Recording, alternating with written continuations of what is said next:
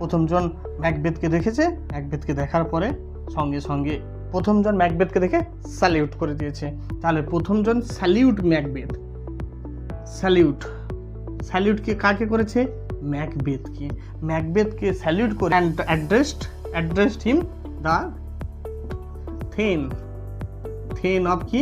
গ্ল্যামিস। এখানে তো নতুন কিছু নেই, এখানে তো থেন অফ গ্ল্যামিস তো আছে, নতুন কোনো কথা নয়, এতটা তাকে রেখাপাত করেনি।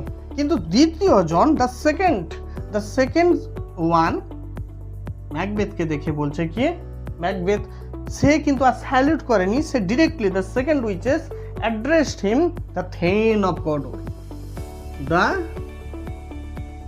থেন অফ কডর, কডরের অধিপতি বসে ঘোষিত করলো।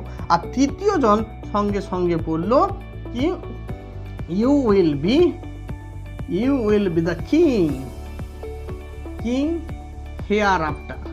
Actually you will be the king of Scotland hereafter, you will be the king of Scotland hereafter, এরপর থেকে তুমি স্কটল্যান্ডের রাজা হবে। তো এই কথা প্রথমটা যেই এই কথাটা বলেছে, দ্বিতীয় কথাতেও he did not have any pretension, কোনো রকম তার ধারণা ছিল না। তৃতীয় নম্বর কথা যখন বলছে, হি ওয়াজ অ্যামেজড, সে অ্যামেজড হয়ে গেছে, হি ওয়াজ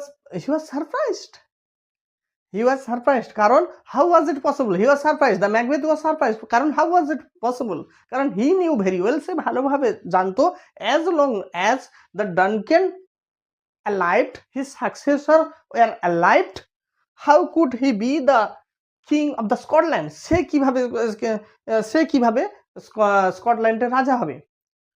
তো সেই জন্য সে কি হয়েছে, সে সারপ্রাইজড, হি ওয়াজ সারপ্রাইজড, সে একটু সারপ্রাইজড হয়ে গেছে। বলছে এখানে আমরা প্রত্যেকে ভুল করি যে তিনজন প্রেডিকশন করেছিল, না, তিনজন ম্যাকবেথকে তিনটা প্রেডিকশন করেছিল, নো, তিনজন কিন্তু ম্যাকবেথকে প্রেডিকশন দেয়নি।